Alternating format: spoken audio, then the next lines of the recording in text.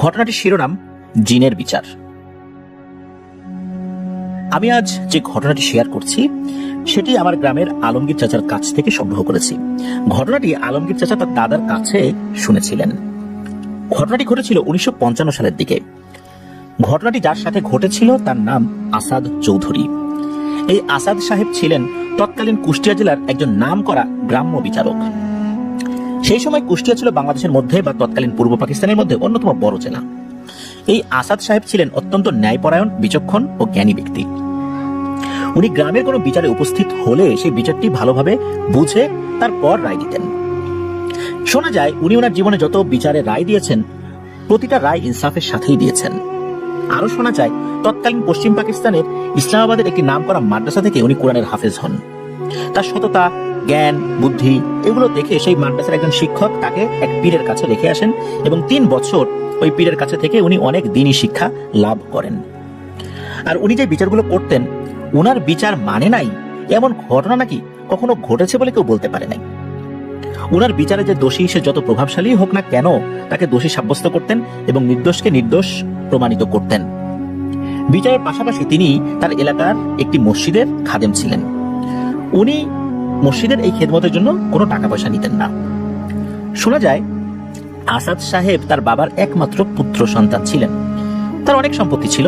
তিনি বিচার করতে গিয়ে যখন দেখেছেন একজন অন্যায় করেছেন, কিন্তু ওই সময় অন্যায় করা ছাড়া কোনো উপায় ছিল না, তিনি অন্যায় শাস্তি দিয়েছেন, কিন্তু শাস্তি দেওয়ার পর নিজের সম্পদ তাকে দিয়ে দিয়েছেন। এভাবে নাকি তার পিতার রেখে যাওয়া সম্পদ উনি মানুষের কল্যাণে বা প্রয়োজনে বিলিয়ে দিয়েছেন। আসাদ সাহেব আরেকটি কাজ করতেন, সেটা হলো আশেপাশে কোনো গ্রামের কোনো জিনে ধরা রোগীকে উনি নাকি তাড়াতে পারতেন। এই কাজে ওনার সফলতার হার ছিল অনেক বেশি। কথিত আছে এমন ঘটনাও ঘটেছে যে অনেক জিনে ধরা রোগীর বাড়িতে যখনই আসাদ সাহেব পা রেখেছেন, জিন সেই রোগীকে ছেড়ে দিয়ে চলে গেছে, আর কখনোই সেই রোগীকে সেই জিন আর আসর বা ধরে নাই। আসাদ সাহেবের বয়স যখন 60-এর মতো হয়ে যায় বা 60 বছরের মতো, তখন ওনার জীবনে ঘটে যায় অনাকাঙ্ক্ষিত কিছু ঘটনা। এত কিছু বলার কারণ আপনারা ঘটনাটি শুনলেই বুঝতে পারবেন। সময়টা 1955 সালের আশেপাশে। কুষ্টিয়া থেকে পোড়াদহ এলাকায় আসেন উনি একটি বিচার করতে। আসাদ সাহেব যখন বিচার করছেন, ওনার চোখ যায় পাশের একটি কদম গাছের দিকে। আসাদ সাহেব দেখতে পান দুটি বড় আকৃতির পাখি ওই গাছের একটি ডালে বসে আছে। এক দৃষ্টিতে পাখি দুটি আসাদ সাহেবের দিকে তাকিয়ে আছে। উপস্থিত সকলের কথাও পাখি দুটো খুব মনোযোগ সহকারে শুনছে। উনি বিচারের মধ্যেই মাঝে মধ্যে ওই পাখি দুটোর দিকে নজর রাখছিলেন। বিচার শেষে উনি দেখেন পাখি দুটি আর নেই। পাখি দুটি সাধারণ পাখিদের চেয়ে কিছুটা বড় দেখতে, আর পাখি দুটো বেশ সুন্দরও ছিল দেখতে। পাখি দুটো দেখে উনি কিছুটা বিস্মিত হলেও বিষয়টা তেমন একটা পাত্তা দেন নাই। উনি ওনার মতো বিচার কাজ শেষ করে বাড়িতে ফেরেন। এরপর উনি যখনই বিচার করতে যান, ওই রকম দুটি পাখিকে দেখতে পান। দূর থেকে এই পাখিগুলো মনে হচ্ছে তার বিচার করাটা বিশ্লেষণ করছেন। উনি এবার বিষয়টা একটু অন্যভাবে ভাবতে থাকেন। উনি নিশ্চিত হন যে এরা সাধারণ কোনো পাখি না, এরা অন্য কিছু। কিন্তু এরা আসলে কেন আমাকেই ফলো করছে? তারা কেন আমার প্রতিটা বিচারে এইভাবে দূর থেকে খেয়াল রাখছে? এই বিষয়টা তারা যতক্ষণ পর্যন্ত নিজে এসে না জানাবে ততক্ষণ পর্যন্ত আমি বুঝতে দেব না যে তারা সাধারণ কোনো পাখি না। আর এটা আমি বুঝতে যে পেরেছি এটাও তাদেরকে বুঝতে দেব না। এভাবে বেশ কিছুদিন চলে যায়। একদিন আসাদ সাহেব নিজ গ্রাম থেকে 8 থেকে 10 কিলোমিটার দূরে একটি গ্রামে বিচার করতে চান। বিকাল থেকে বিচার শুরু হয়। বিচার শেষ হতে হতে তুমুল বৃষ্টি শুরু হয় এবং বৃষ্টি থামতে থামতে রাত প্রায় 9টা বেজে যায়। আর তখনকার রাস্তাঘাট এত উন্নত ছিল না। ওনাকে যেতে হবে 10 কিলোমিটার রাস্তার মধ্যে অর্ধেকটা মাটির রাস্তা, অর্ধেকটা ইটের রাস্তা, এটা দিয়েই যেতে হবে। উনি একটা নীতি মেনে চলতেন। নিজ এলাকার বাইরে কোনো জায়গায় বিচার করতে গেলে যত রাত হোক কখনোই সেই এলাকায় থাকবেন না। এটা তার দাদার দেওয়া একটা উপদেশ ছিল। আর আসাদ সাহেবের কোনো শত্রু আছে বলে উনি মনে করতেন না। তাই তার কাছে থাকা ব্যাটারির লাইট নিয়ে বাড়ির উদ্দেশ্যে উনি বেরিয়ে পড়েন। রাস্তাঘাট সবই তো তার পরিচিত। গ্রামের মানুষ অনেকেই তাকে থেকে যাওয়ার জন্য অনুরোধ করেছিলেন। কেউ কেউ তাকে এগিয়ে দেওয়ার কথাও বলেছিলেন। আসাদ সাহেব সবাইকে মানা করে দেন, বলেন ইনশাল্লাহ কোনো সমস্যা হবে না, আর আপনাদের এত রাত্রে কষ্ট না দেই। এর আগেও অনেক গ্রামে বিচার শেষ করে রাতে বিরেতে বাড়িতে ফিরেছি। আল্লাহর রহমতে বড় ধরনের কোনো বিপদ আপদ হয়নি আলহামদুলিল্লাহ। তো আসাদ সাহেব একা একা বেরিয়ে পড়েন। আসাদ সাহেব হাঁটতে হাঁটতে যখন একটু নির্জন রাস্তার মধ্যে আসলেন, উনি পেছনে একটা শব্দ শুনলেন, মনে হলো কোনো কিছু ওনার পেছনে পেছনে আসছে। তখন আসাদ সাহেব পেছনে তাকিয়ে দেখেন দুটি সাদা বিড়াল ওনার পেছনে পেছনে আসছে। দুটি বিড়ালই ধবধবে সাদা এবং দেখতে একই রকম। উনি দাঁড়ানোর সাথে সাথে বিড়াল দুটি দাঁড়িয়ে পড়ে। বিড়াল দুটি ওনার থেকে বেশ কিছুটা দূরেই দাঁড়িয়েছিল। আসাদ সাহেব আবার পথ চলতে শুরু করলে বিড়াল দুটি ওনার পিছু পিছু চলতে থাকে। উনি আবারও দাঁড়িয়ে যান, বিড়াল দুটো ঠিক আগের মতোই দাঁড়িয়ে যায়। 50 ফুটের মতো দূরত্ব ছিল তাদের মাঝে। আসাদ সাহেব বুঝতে পারেন এরা সাধারণ কোনো বিড়াল নয়। উনি হাঁটার গতি বাড়িয়ে দেন। এইভাবে কিছু দূর হাঁটার পর উনি পেছনে আর কোনো শব্দ শুনতে পান না। উনি পেছনে তাকিয়ে দেখেন এইবার আর সেই বিড়াল দুটো দেখা যাচ্ছে না। উনি আবার হাঁটা শুরু করেন। কিছু দূর হাঁটার পর উনি খেয়াল করলেন সামনে থেকে ঘোড়ার মতো কিছু একটা তার দিকে এগিয়ে আসছে। এটা দেখে আসাদ সাহেব রাস্তার উপর দাঁড়িয়ে পড়েন এবং দেখতে পান ওই জিনিসের শরীর থেকে খুবই তীব্র সাদা ধরনের আলো বের হচ্ছে।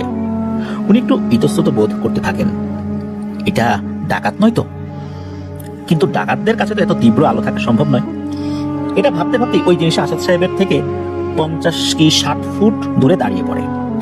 তখন আসাদ সাহেব দেখেন একটা ঘোড়ায় একজন বয়স্ক ব্যক্তি বসে আছেন, উচ্চতা মনে হচ্ছে 10 ফুটের উপরে, এবং এই বয়স্ক ব্যক্তি যে পোশাক পরে আছে সেই পোশাক থেকেই এই তীব্র আলো বের হচ্ছে।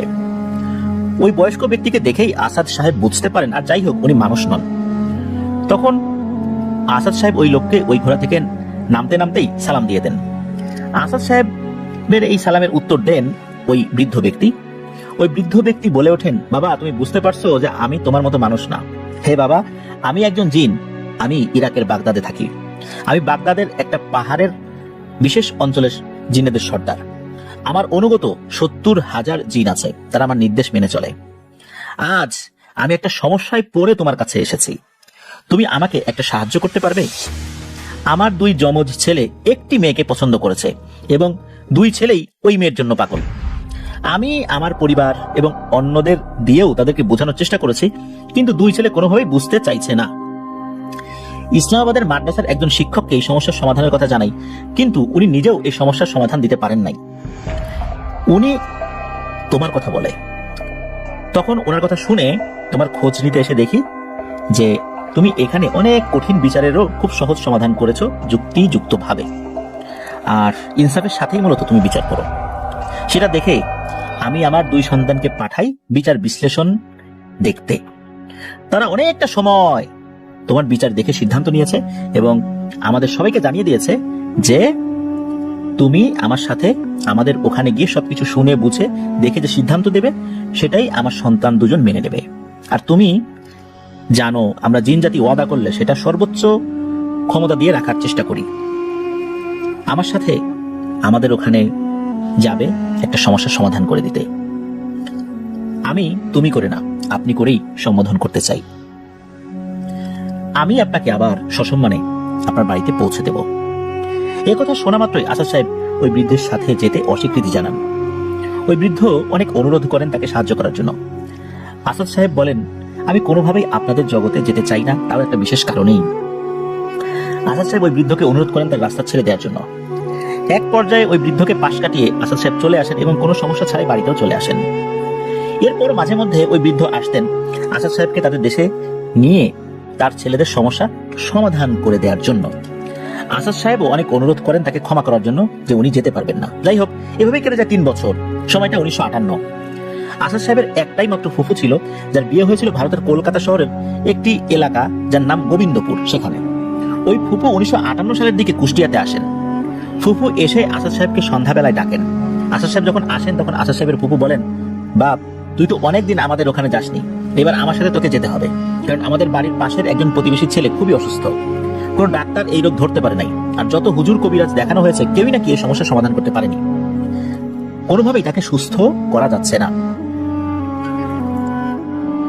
আমি অনেক বড় মুখ করে বলে এসেছি আমার ভাইয়ের ছেলে অনেক বড় মাদ্রাসা থেকে কোরআন শিক্ষা নিয়ে এসেছে এবং সে এইসব রোগী আল্লাহর ইচ্ছায় অনেকই ভালো করেছে, কখনো ব্যর্থ হয়নি।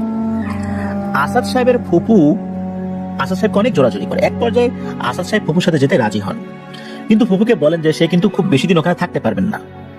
ফুফু বলেন ঠিক আছে। 2 দিন পর আসাদ সাহেব তার ফুফুর সাথে ভারতের গোবিন্দপুরে যান। তখন ভারত আর বাংলাদেশের মধ্যে যাতায়াত ব্যবস্থা ছিল অনেকটাই সহজ।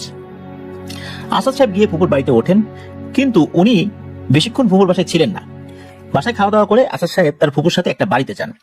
সেখানে গিয়ে দেখেন বাড়ির বারান্দায় কয়েকজন মানুষের জটলা।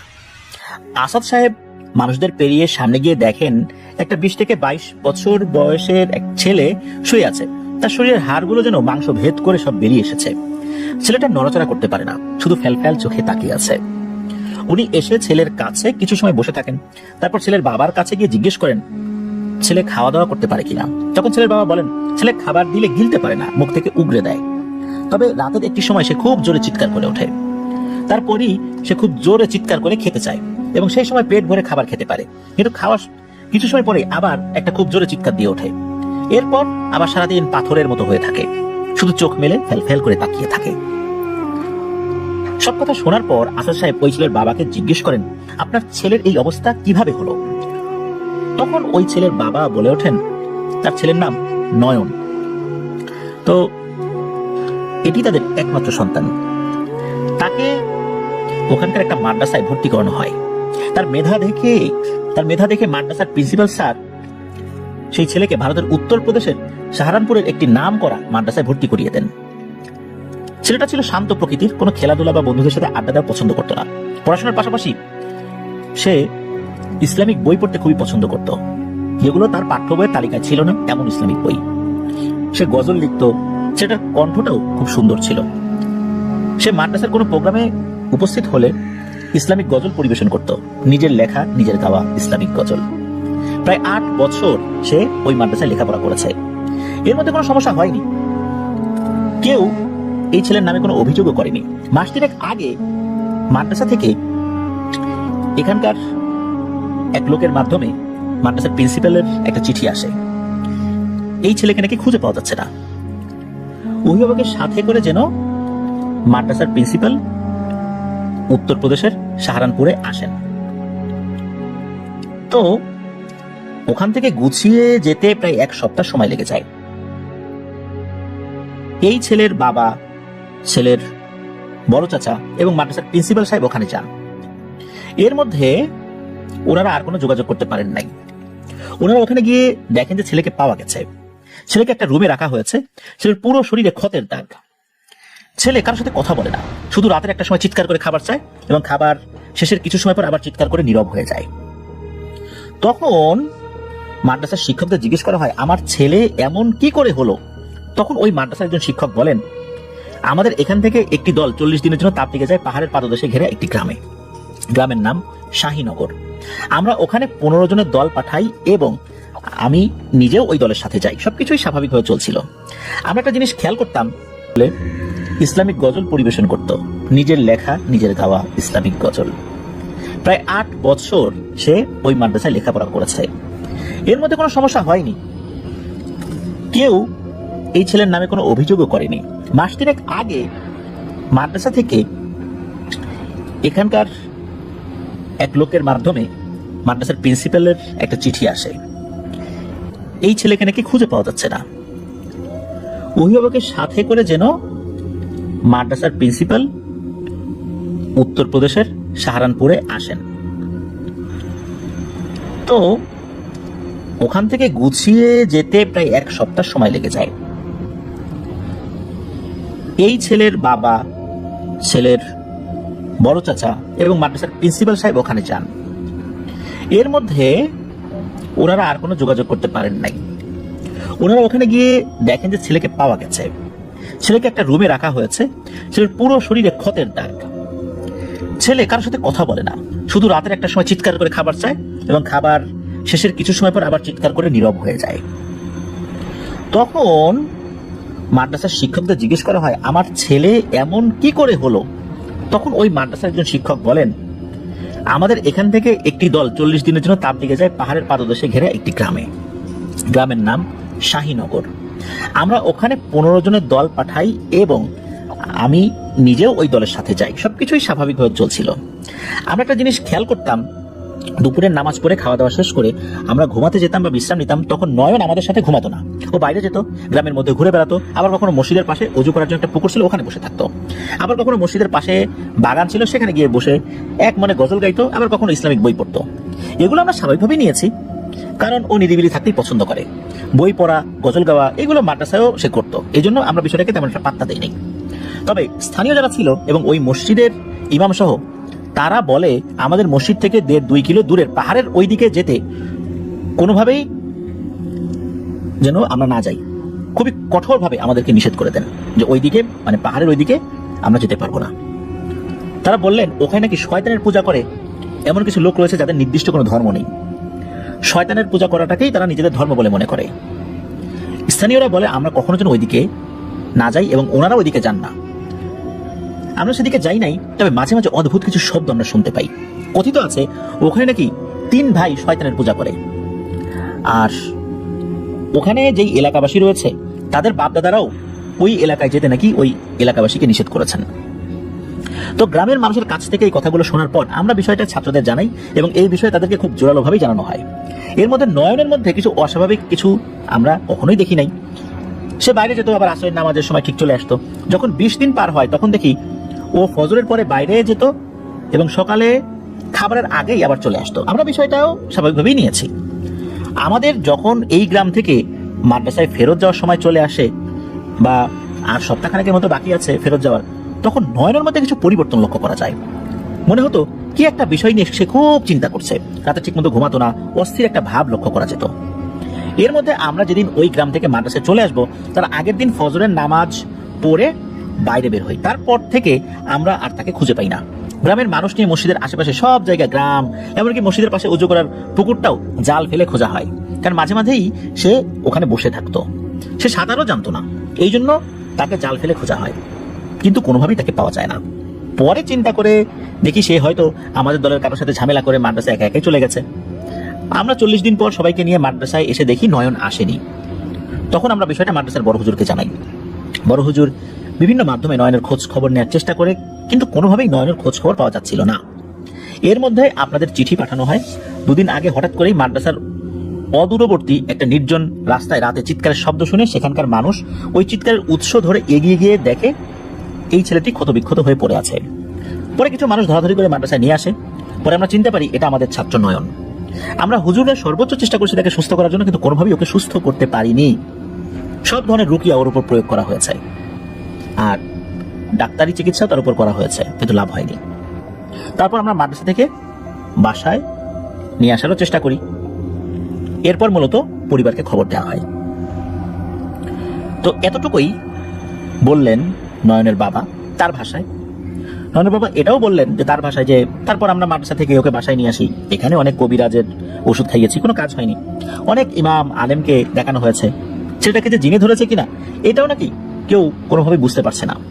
ছেলেটার শরীরেও কোনো পরিবর্তন নাই, নিয়ে আসার সময় যেমন ছিল এখন ঠিক তেমনই আছে। এই কথাগুলো শোনার পর আসাদ সাহেব বুঝতে পারেন এখানে আসলে তার কিছু করার নাই, কারণ অনেক বড় বড় আলেম ইমাম মাদ্রাসার বড় হুজুর যখন কিছুই করতে পারেননি, উনি আর কতদূর কি করতে পারবেন। যাই হোক, উনি তারপরও সবাইকে দূরে সরে যেতে বলেন। তারপর আসাদ সাহেব তার রিচুয়াল শুরু করেন। উনি আগে যেভাবে জিনে ধরা রোগীকে হাজির করতেন সেভাবেই চেষ্টা করতে থাকেন, কিন্তু কোনোভাবে জিনকে হাজির করতে পারেন না। বারবার চেষ্টা করে উনি ব্যর্থ হন। উনি কনফিউজড হয়ে যান, আসলে কি নয়নকে জিনে ধরেছে নাকি অন্য কোনো সমস্যা। জিনে ধরলে তো জিন হাজির হয়ে যাওয়ার কথা।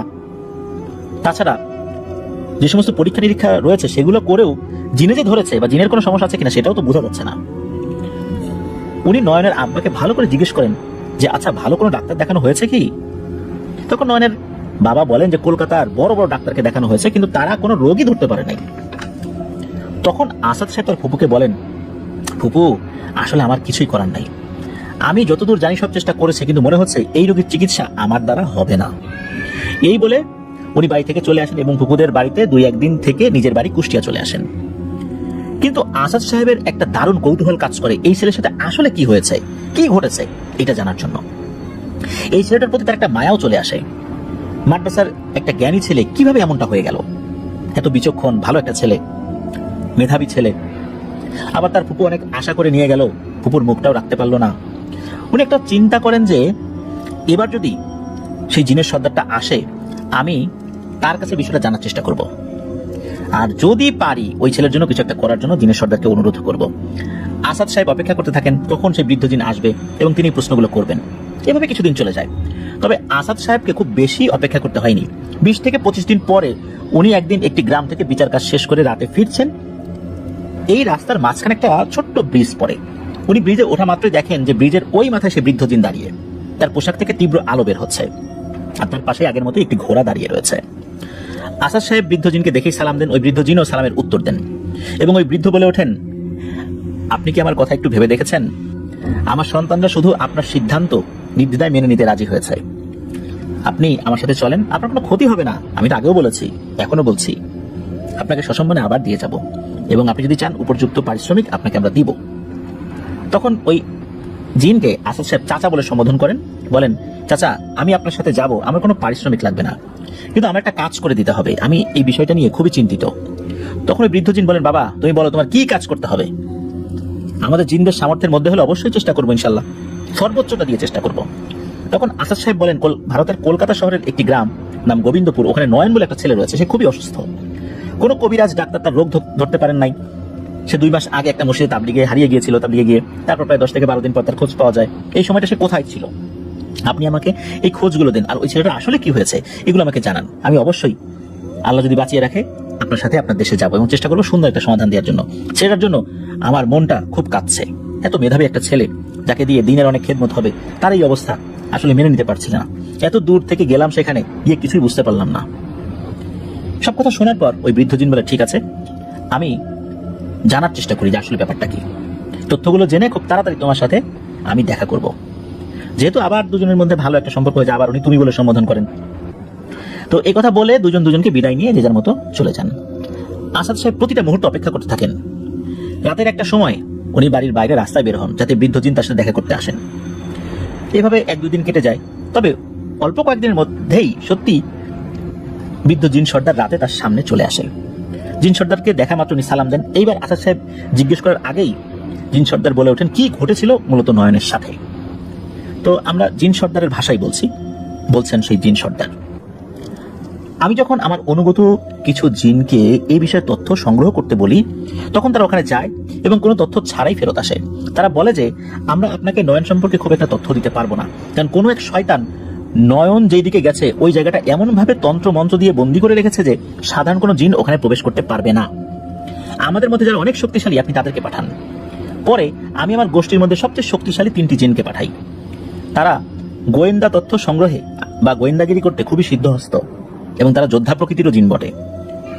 পরে তারা এসে নয়নের সাথে যা যা ঘটেছে সেইটা আমাকে সম্পূর্ণরূপে বর্ণনা করেন। ওই জিন বলে নয়ন প্রতিদিন দুপুরের খাবারের সময় ওই পুকুরের পাশে বসে থাকতো এবং গজল গাইতো। দূর থেকে একটা মেয়ে নয়নকে দেখতো এবং তার গজল শুনতো। তো লিসেনার্স, ঘটনাটি বোঝার জন্য মেয়েটির নাম দিলাম মোহিনী। ওই মেয়েটা ছিল সুন্দরী। সেদিন আর বেশিক্ষণ অপেক্ষা না করে নয়ন ফিরে মসজিদে চলে আসে, কিন্তু মনের ভিতর একটা বিষয় ঘুরপাক খেতে থাকে।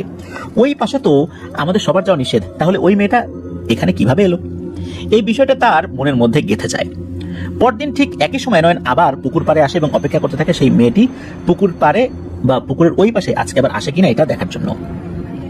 কিছুক্ষণ অপেক্ষার পর নয়ন দেখে ঠিক সেই জায়গায় ওই মেয়েটি দাঁড়িয়ে আছে। নয়ন ওই মেয়েটিকে অপলক দুটি চোখে চেয়ে দেখে এবং কিছু সময় পরেই ওই মেয়েটি ইশারা দিয়ে নয়নকে মেয়েটির কাছে আসতে বলে। নয়ন বিষয়টা প্রথমে বুঝতে পারেনি। কিছু সময় পর যখন মেয়েটি আবার ইশারা দিয়ে নয়নকে তার ওখানে আসতে বলে, নয়ন কিছুটা দ্বিধায় পড়ে যায় যে সে কি করবে। কারণ প্রথমত নয়নদেরকে নিষেধ করা হয়েছে তাদের কেউ যেন পুকুরের ওই পাশে না যায়। দ্বিতীয়ত নয়ন সাঁতার জানে না, তাহলে সে ওই পারে কিভাবে যাবে? আবার নয়নকে যদি ওইদিকে যেতে হয় তাহলে পুকুরের এক পাশে জঙ্গলের ভেতর দিয়ে হেঁটে হেঁটে যেতে হবে, এবং এই ক্ষেত্রে যদি কেউ তাকে দেখে ফেলে তাহলে বড় ধরনের বিপদে পড়তে হতে পারে। তো সে কোনো সিদ্ধান্ত নিতে না পারায় মসজিদের পাশে তাদের থাকার জায়গায় চলে আসে। পরদিন নয়ন আবার দুপুরের পর মসজিদের পাশে সেই পুকুরের ধারে যায় এবং সে আশ্চর্য হয়ে যায়, দেখে মেয়েটি আজকে পুকুরের ওপারে নয়, মেয়েটি আজকে পুকুরের এক পাশের জঙ্গলের মধ্যে দাঁড়িয়ে আছে এবং সেখান থেকে কিছুটা শব্দ করে নয়নের দৃষ্টি আকর্ষণ করার চেষ্টা করছে। এক পর্যায়ে মেয়েটির সাথে নয়নের চোখাচোখি হয়ে যায় এবং মেয়েটি নয়নকে ইশারা করে তার দিকে আসতে বলে। নয়ন এদিকে ওদিকে তাকিয়ে তার দিকে যায়। মেয়েটিকে কাছ থেকে দেখে নয়ন কিছুটা বিমোহিত হয়ে পড়ে, এত সুন্দর একটা মেয়ে তার সামনে দাঁড়িয়ে আছে এই ভেবে। এক পর্যায়ে নয়ন মেয়েটিকে বলে ওঠে, তোমার নাম কি? তুমি পুকুরের ওই পাশে কিভাবে থাকো? এই কথা শুনে মেয়েটি বলে, আমার নাম মোহিনী, আমি পাহাড়ের মধ্যে বসবাস করি। তুমি কয়েকদিন আগে সুর করে একটা কিছু গাইছিলে, ওটা আমার খুব ভালো লেগেছিল, তাই আমি মাঝে মাঝে পুকুরের ওই পাশে লুকিয়ে তোমার কণ্ঠের ওই গজলগুলো শুনতাম।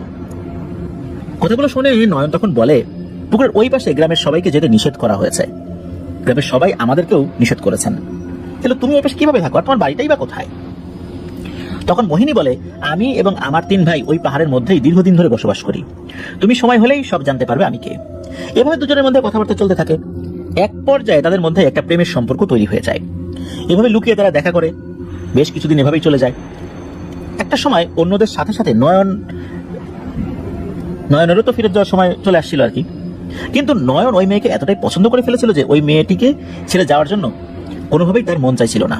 ওই মেয়েটিকে ছেড়ে যাওয়া তার জন্য অনেকটাই অসম্ভব হয়ে দাঁড়িয়েছে। কিন্তু নয়ন তার সঙ্গীদের কখনো বুঝতে দেয়নি তার মনের মধ্যে আসলে কি চলছিল।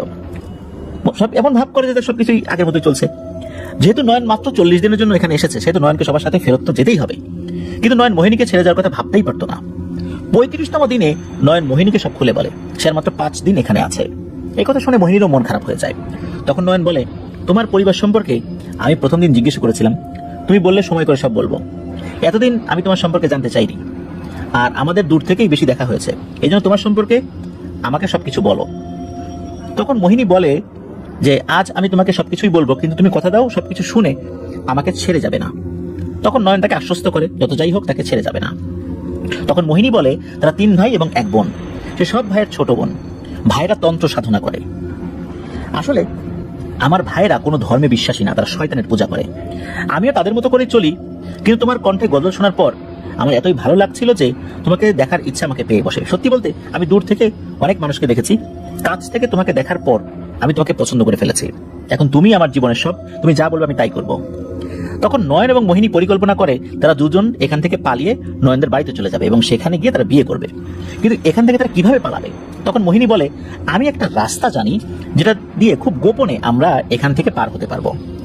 তখন নয়ন আর মোহিনী পরিকল্পনা করে এখান থেকে তারা খুব ভোরে পুকুরের পাশে দেখা করবে এবং মোহিনী নয়নকে নিয়ে গোপন পথ ধরে পালিয়ে যাবে। যেইভাবে সেই কাজ। পরদিন নয়ন ভোরবেলা চুপিসারে বের হয়ে আসে এবং পুকুরের পাশের জঙ্গলে চলে আসে। সে দেখতে পায় মোহিনী তার জন্য অপেক্ষা করছে। এরই মধ্যে দুজন যখন জঙ্গলের ভিতরে প্রবেশ করে তখনই মোহিনী দেখে 3 ভাই তাদের সামনে দাঁড়িয়ে আছে। মূলত মোহিনী রাতে বের হওয়ার সময় এক ভাইয়ের ঘুম ভেঙে যায় এবং সে দেখে মোহিনী চুপিসারে জঙ্গলের দিকে যাচ্ছে। তখন সেই ভাই অন্য ভাইদের ডাক দিয়ে বলে মোহিনী বের হয়ে জঙ্গলের দিকে গেছে। তখন তার ভাইরা তাদের সাথে থাকা জিনদের মাধ্যমে খোঁজ করে নয়ন এবং মোহিনীকে ধরে ফেলে এবং তাদেরকে নিয়ে পাহাড়ের একটা গুহায় নিয়ে যায়। সেখানে নয়ন এবং মোহিনীকে অনেক আঘাত করা হয়। এরপর নয়নকে পাহাড়ের গাছের সাথে বেঁধে রাখা হয় এবং মোহিনীকে একটা ঘরের মধ্যে আটকে রাখা হয়। মোহিনীকে অনেক অনুরোধ করে যেন নয়নকে ছেড়ে যায়, কিন্তু তার ভাইদের কথা মোহিনী মানতে চায় না যে নয়নকে সে ছাড়বে না। আবার মোহিনী তাদের ভাইকে বা ভাইদেরকে অনুরোধ করে যে নয়নকে যেন ছেড়ে দেওয়া হয়, কিন্তু সে কথাও ভাইরা কানে তোলে না। নয়নের উপর অনেক অত্যাচার করে। এটা দেখে মোহিনী সহ্য করতে পারে না। মোহিনী বিষাক্ত একটা গাছের রস পান করে এবং কিছু সময়ের মধ্যেই সে মারা যায়। এদিকে নয়ন দেখে যে মোহিনী মারা গেছে, কিন্তু প্রাথমিক অবস্থায় নয়ন সেটা বুঝতে পারেনি। কারণ হচ্ছে নয়নকে তখনও গাছের সাথে বেঁধে রাখা হয়েছিল, আধমরা অবস্থায় ছিল, অনেকটা বেহুশ অবস্থায় ছিল। ওইদিকে যখন 3 ভাই মোহিনীর কাছে যায়, গিয়ে দেখতে পায় মোহিনী বিষাক্ত পাতার রস পান করে মারা গেছে। এটা দেখে 3 ভাই খুব কান্নাকাটি শুরু করে, কারণ এই 3 ভাই শয়তানের পূজারী হলেও তার বোনকে খুব ভালোবাসতো, কিন্তু অপরিচিত একটা ছেলের হাত ধরে পালিয়ে যাবে এটা তো তারা মেনে নিতে পারেনি। এই জন্যই মূলত বোনকে শাসন করার জন্যই আঘাত করেছিল, কিন্তু তার বোন যে এইভাবে নিজের জীবন শেষ করে দিবে এটা তো তারা ভাবতেই পারে নাই। তখন ওই 3 ভাই প্রতিজ্ঞা করে, আমরা 3 ভাই একমাত্র বোনকে হারিয়ে যে কষ্ট ভোগ করছি, এই ছেলের পরিবারকেও সেই কষ্টই দিব। তখন তারা তাদের তন্ত্রমন্ত্র কাজে লাগিয়ে একজন বোবা জিনকে একটা বিষাক্ত সাপের মাধ্যমে চালান করে দেয় এবং নয়নের পোশাক আর চুল আর রক্ত দিয়ে কালো জাদু করে ওই সাপের মধ্যে চালান করে দেওয়া হয়। ওই সাপটি একটি গাছের সাথে সোজা করে রাখা হয়েছে এবং সাপের গায়ে 5টি সূচ ফোটানো হয়েছে। 2টি তার পেছনে, 2টি তার সামনের দিকে এবং একটি ওই সাপের গলায়। সাপটিকে একটি গাছের সাথে তন্ত্রমন্ত্র দিয়ে আটকে রাখা হয়েছে। প্রতিদিন একবার ওই সাপের গলা থেকে সূচ বের করা হয় এবং সাপকে কিছু খেতে দেওয়া হয়। ঠিক সেই সময় নয়ন মুখ খুলতে পারতো এবং তখন সে ক্ষুধার্ত থাকতো এবং খাবার খেতে চাইতো। মূলত ওই 3 ভাই নয়নকে তিলে তিলে শেষ করতে চায় এবং তার সন্তানের কষ্ট দেখে যেন নয়নের মা বাবা সবাই কষ্ট পায়। এই জন্যই মূলত এই কাজটি সে করেছে বা তারা করেছে। এই জন্য ওই 3 ভাই প্রতিদিন একটা নির্দিষ্ট সময় সাপের গলা থেকে সূচটি বের করতো এবং সাপকে কিছু খাওয়াতো, যাতে করে সাপটা মারা না যায়। খাওয়া শেষে আবার গলায় সূচ ফুটিয়ে দিত। মূলত তাকে বোবা জিন দ্বারা কালো জাদু করা হয়েছে। এই জন্য নয়নকে যত কবিরাজ হুজুর এসে সুস্থ করার চেষ্টা করত, কেউই ওই জিনটাকে হাজির করতে পারেনি। আর বোবা জিনেরা সহজে হাজির হয় না, হাজির হলেও খুব একটা বোঝা যায় না, আর তারা কথাও বলে না, আর এরা কানেও শোনে না, কি বলা হচ্ছে বুঝতেও পারে না। এই জন্য যত কবিরাজ হুজুর ওই ছেলের শরীরে জিনের আসর আছে কিনা বা জিনের প্রভাব আছে কিনা এটা দেখার চেষ্টা করেছে, কোনোভাবেই তারা সফল হতে পারেনি। আর এমন একটা প্রক্রিয়ায় কালো জাদু করা হয়েছে যে জিনের প্রভাব বোঝাই যায় না। আর ওই তিন ভাই কালো জাদুতে অনেক পারদর্শী। তারা খুব কৌশলে একজন শক্তিশালী বোবা জিনকে সাপের মধ্যে প্রবেশ করায় এবং নয়নের শরীরের কিছু জিনিস দিয়ে খুব শক্তভাবে নয়নকে কালো জাদু করেছে। এই জন্য দুর্বল জিনেরা নয়ন এবং বোবা জিনের বিষয়ে তথ্য সংগ্রহ করতে পারেনি। সব কথা শোনার পর আসাদ সাহেব জিনের সর্দারকে বলেন, এখন নয়নকে কি কোনোভাবেই ওই কালো জাদু থেকে মুক্ত করা যায় না? তখন জিনের সর্দার বলেন, আমি নয়নকে মুক্ত করার জন্য শক্তিশালী প্রায় 100 জিনকে পাঠিয়েছিলাম। তারা ওই সাপটিকে ওই গাছ থেকে নামিয়ে বোবা জিনকে মুক্তি দিয়ে ওই সাপটিকে পুড়িয়ে ফেলেছে। যেহেতু ওই বোবা জিন দ্বারা সাপটিকে কালো জাদু করা হয়েছে, তাই বোবা জিনটি মুক্ত হওয়ার সাথে সাথে নয়ন কালো জাদু থেকে আস্তে আস্তে মুক্ত হয়ে যাবে ইনশাল্লাহ। তখন জিনের সর্দার বলেন, এখন যদি আপনি আমাদের সাথে যেতেন তাহলে আমার পরিবার আপনার কাছে কৃতজ্ঞ থাকবে। দেখুন আসাদ সাহেব বলেন, আপনি আজ থেকে 3 দিন পর যে শুক্রবার আছে ওই শুক্রবার রাত 12টার সময় আসবেন এবং আমি আপনার সাথে যাব। কিন্তু আপনাকে কথা দিতে হবে, আপনাকে আমি যখন বলবো আপনি তখন কোনো প্রশ্ন ছাড়াই আমাকে এই জায়গায় দিয়ে যাবেন। তখন জিনের সর্দার বলেন যে আপনি নিশ্চিন্তে থাকেন, আপনাকে আমি সসম্মানেই এই জায়গায় পৌঁছে দেব। এই কথা বলে জিনের সর্দার চলে যান। আসাদ সাহেব বাড়িতে আসেন এবং তার পরিবারকে বলেন যে তিনি একটা বিচার করতে কয়েকদিন পর যে শুক্রবার আছে সেই শুক্রবার দিন বাইরে কোথাও যাবেন। বিচারটা আমার কাছে একটা মানুষের মতোই, যেভাবে আমি বিচার করি ঠিক এভাবেই করতে হবে, আর এটা করার জন্য আমাকেই যেতে হবে। বিচারটা বাইরের একটা দেশে করতে হবে, এই জন্য আমার আসতে কিছুদিন দেরি হতে পারে। তো আসাদ সাহেবের পরিবার জানে যে উনি অনেক সময় অনেক দূর দূরান্তে বিচার করতে যান, কয়েকদিন পর আবার চলেও আসেন। তো এইভাবে পরিবারের লোকজন তাকে বলেন, ঠিক আছে সাবধানে যাবেন, তাড়াতাড়ি বিচার শেষ করে চলে আসবেন। আসাদ সাহেব পরিবারকে আশ্বস্ত করে বলেন যে উনি খুবই তাড়াতাড়ি চলে আসার চেষ্টা করবেন, তাকে নিয়ে পরিবারের সদস্যদের কেউ চিন্তা না করে। কয়েকদিন পরে সেই কাঙ্ক্ষিত শুক্রবার চলে আসে। আসাদ সাহেব রাতে বাড়ি থেকে বের হন, সেই নির্দিষ্ট জায়গায় এসে উপস্থিত হন। উনি আসার অল্প কিছু সময় পরে দেখেন আকাশ থেকে 2টি সাদা ঘোড়া নেমে আসছে। উনি বুঝতে পারেন ওনাকে নিয়ে যাওয়ার জন্যই এই ঘোড়া আসছে। যখন ওনার কাছাকাছি ঘোড়া 2টি আসে তখন উনি একটি ঘোড়ায় সেই জিনের সর্দারকে দেখতে পান। একটি ঘোড়া ফাঁকা। উনি তো জানেন এগুলো কোনো সাধারণ ঘোড়া নয়। যখনই জিনের সর্দার কাছাকাছি আসেন তখনই আসাদ সাহেব সালাম দেন। জিনের সর্দার সালামের উত্তর দেন। তখন আসাদ সাহেব বলেন, আমি আপনার সাথে যাওয়ার জন্য প্রস্তুত। তখন জিনের সর্দার বলেন, আসাদ সাহেব আপনি কিছু মনে করবেন না, এই সাদা কাপড়টি আপনি চোখে বেঁধে নেন। আমাদের জিনের দেশে কাউকে নিয়ে যেতে হলে আমাদের কিছু নিয়ম মানতে হয়, আর আপনার জন্য একটা পোশাক নিয়ে এসেছি, আপনি এটা পরে নেন।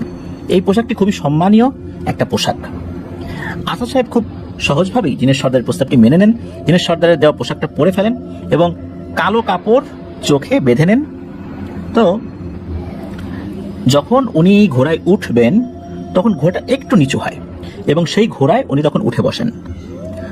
ঘোড়ায় ওঠার পর আসাদ সাহেবের মনে হলো ঘোড়ার চারদিকে কোনো কালো কাপড় দিয়ে ঢেকে দেয়া, মনে হচ্ছে কোনো একটা আস্তরণ চতুর্দিকে রয়েছে। তবে এটার কারণ হিসেবে উনি বুঝতে পেরেছেন যাতে করে ওনার কোনো ক্ষতি না হয়, তাই হয়তো বা বিশেষ কোনো একটা পদ্ধতি অবলম্বন করা হয়েছে, কিন্তু এটা কি পদ্ধতি এটা উনি বুঝতে পারেন নাই। শুধু ওনার কাছে এতটুকুই মনে হয়েছিল। আসাদ সাহেবের মনে হলো কিছু সময় পর ঘোড়াটি একটি জায়গায় এসে থামে। জিনের সর্দার আসাদ সাহেবের কাছে এসে চোখের বাঁধনটা খুলে দেন এবং ঘোড়া থেকে নামিয়ে দেন। আসাদ সাহেব অবাক হয়ে দেখেন যে উনি একটা বিশাল রাজপ্রাসাদের ভেতরে দাঁড়িয়ে আছেন। তার সামনে 20 থেকে 25 জন দাঁড়িয়ে আছে, যাদের উচ্চতা 12 ফিটের মতো লম্বা। এদের মধ্যে জিনের সর্দার বলে ওঠেন, তোমরা এতক্ষণ যে বিচারকের অপেক্ষায় ছিলে ইনি হচ্ছেন সেই বিচারক।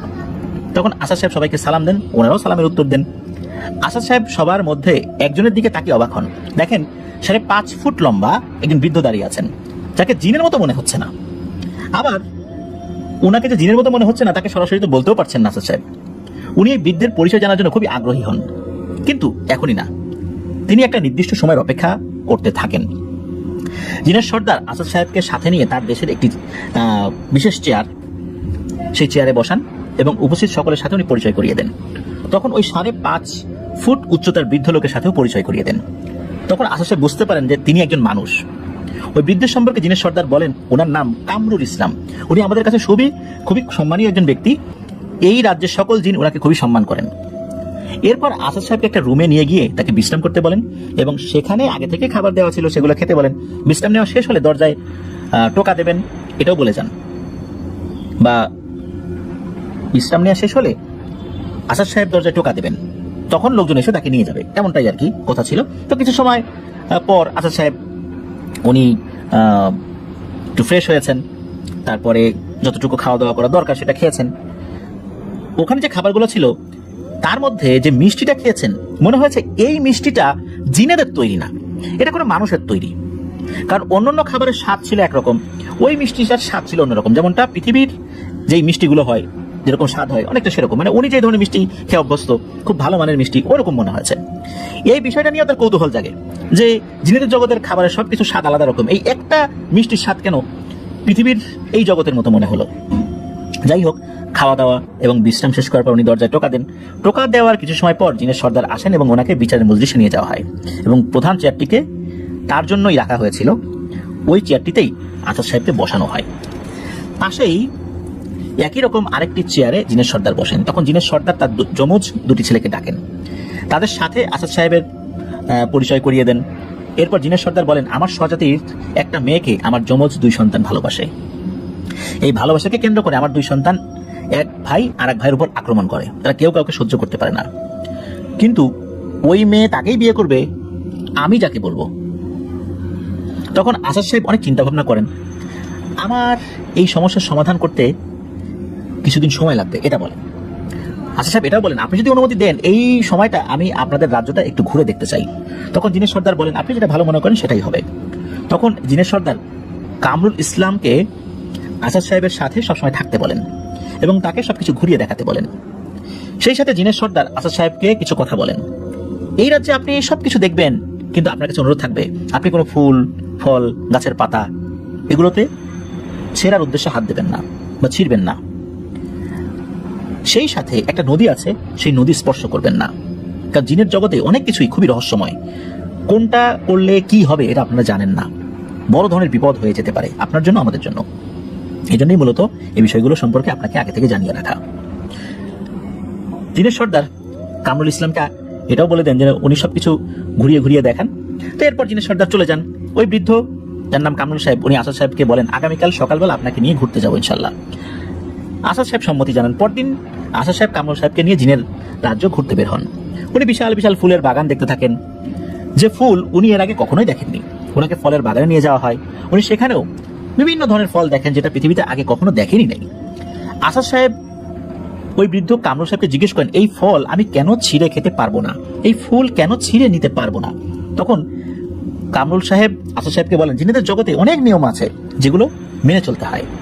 আপনি এই ফুল নিতে পারবেন, এই ফল খেতে পারবেন যদি কোনো জিন আপনাকে গাছ থেকে পেরে দেয় বা ছিঁড়ে দেয়, নয়তোবা আপনি যে গাছের ফুল ছিঁড়বেন সেই গাছ শুকিয়ে মারা যাবে। মানুষের স্পর্শ এই গাছ নিতে পারে না। যেই গাছের ফল ছিঁড়বেন সেই গাছের একদম শেষ হয়ে যাবে সবকিছু, সেই গাছ মারা যাবে। সে যত বড় গাছই হোক মারা যাবে, আবার যত ছোট গাছই হোক মারা যাবে। আসাদ সাহেবের কারণ জিজ্ঞেস করলে কামরুল সাহেব জিনের সর্দারকেই এই বিষয়টা জিজ্ঞেস করতে বলেন। তো যাই হোক, এরপর উনি জিনের রাজ্য ঘুরতে থাকেন। এক পর্যায়ে ওনার চোখ যায় একটি নদীর দিকে। সেখানে তিনি অদ্ভুত একটা জিনিস দেখতে পান। তিনি দেখতে পান একই নদীর দুই পাশে দুই রকম স্রোত বহমান। এক পাশে সাদা দুধের মতো কিছু প্রবাহিত হচ্ছে, আর এক পাশে রক্তের মতো কিছু প্রবাহিত হচ্ছে। কিন্তু এই রক্তের মতো তরল পদার্থ আর দুধের মতো সাদা তরল পদার্থ একসাথে মিশছে না, দেখে মনে হচ্ছে দুধ এবং রক্তই। আসাদ সাহেব এই দৃশ্য দেখে কারণ জানার জন্য উদ্গ্রীব হয়ে পড়েন। উনি কামরুল সাহেবকে জিজ্ঞেস করেন এর কারণ কি। তখন কামরুল সাহেব আবারও জিনের সর্দারকে এই বিষয়টা জিজ্ঞেস করতে বলেন। তবে আসাদ সাহেবের কৌতূহল দেখে শুধু এটুকুই বলেন, আজ থেকে প্রায় 400 বছর আগে দুই ভাইয়ের ঘটনাকে কেন্দ্র করে এই নদীর সৃষ্টি হয়েছে। তবে আপনি যদি পুরো ঘটনাটি জানতে চান তাহলে জিনের সর্দারকে জিজ্ঞেস করেন। এরপর ওই দিনের মতো ঘোরাঘুরি করে জিনের মহলে চলে আসেন। এরপর তাকে সেই সব বাগানের ফল এবং অন্যান্য খাবার খেতে দেওয়া হয়। বিশেষ করে এক ধরনের রুটি এবং ভেড়ার মাংস দেওয়া হয়, যেটা আসাদ সাহেবের কাছে অসাধারণ লেগেছিল। এরপর অন্যান্য খাবারের সাথে যখন মিষ্টি খাচ্ছিলেন তখনও মনে হয়েছিল এই মিষ্টি কোনো মানুষের তৈরি। আসাদ সাহেব তৎক্ষণাৎ কামরুল সাহেবকে প্রশ্ন করেন, আমি এখানে যতগুলো খাবার খেলাম সবগুলোর স্বাদ অন্যরকম, শুধু মিষ্টির স্বাদটি মনে হলো কোনো মানুষের তৈরি। তখন কামরুল সাহেব হেসে দিয়ে বলেন, আপনি ঠিকই বলেছেন আসাদ সাহেব, এই মিষ্টিটা আমাদের মতো মানুষেরই তৈরি করা। তখন আসাদ সাহেব বলেন, এখানে তাহলে আমরা দুজন ছাড়াও আরেকজন মানুষ আছে? তখন কামরুল সাহেব বলেন, হ্যাঁ আছে। তখন আসাদ সাহেব কামরুল সাহেবকে সেই ব্যক্তির কাছে নিয়ে যেতে বলেন। কামরুল সাহেব আশ্বস্ত করেন জিনের সর্দারের কাছে অনুমতি নিয়ে আগামীকাল তার সাথে দেখা করাবো। সকালে আসাদ সাহেবকে বলেন, জিনের সর্দার অনুমতি দিয়েছেন, চলেন আপনাকে সেই মিষ্টির কারিগরের কাছে নিয়ে যাই। তারপর দুজন মিলে মিষ্টি তৈরির কারিগরের সাথে দেখা করতে চান। আসাদ সাহেব গিয়ে দেখেন একজন 38 কি 40 বছর বয়স হবে এমন একটা লোক মিষ্টি তৈরি করছেন। তখন কামরুল সাহেব আসাদ সাহেবকে বলেন, এই ব্যক্তির নাম আসগর আলী। আসাদ সাহেব আসগর আলীকে সালাম দেন, তার সাথে খোশ গল্প শুরু করেন। এক পর্যায়ে আসাদ সাহেব জিজ্ঞেস করেন, আপনি এখানে কিভাবে আসলেন? তখন আসাদ সাহেবকে সব ঘটনা খুলে বলেন। তো আসগর সাহেবের ভাষায় উনি কিভাবে এখানে আসলেন সেই বিষয়টা এখন প্রিয় লিসেনার্স আপনাদেরকে বলি। আজ থেকে প্রায় 3 বছর আগে তিনি এই জিনেদের রাজ্যে এসেছেন। রংপুর জেলায় তার বাড়ি। উনি একসময় মিষ্টি বানাতেন এবং সেই মিষ্টি দূর দূরান্তের হাটে উনি বিক্রি করতেন। তার মিষ্টির খুব নাম ডাক ছিল। আর তখনকার দিনে খুব একটা হাটবাজার গ্রামের আশেপাশে বসতো না, হাটবাজার ছিল অনেক দূর দূরান্তে। দেখা যাচ্ছে 3-4টা গ্রামের পর একটা বড় হাট বসে, সেখানে তিনি মিষ্টি বিক্রি করতেন। তিনি এবং তার মা দুজন মিলে মিষ্টি তৈরি করতেন এবং সেই মিষ্টি দূর দূরান্ত থেকে অনেক লোকজন আসতো কেনার জন্য, ওনারাও দূর দূরান্তে যেতেন বিক্রি করার জন্য। অনেক সময় সব মিষ্টি বিক্রি হতো না।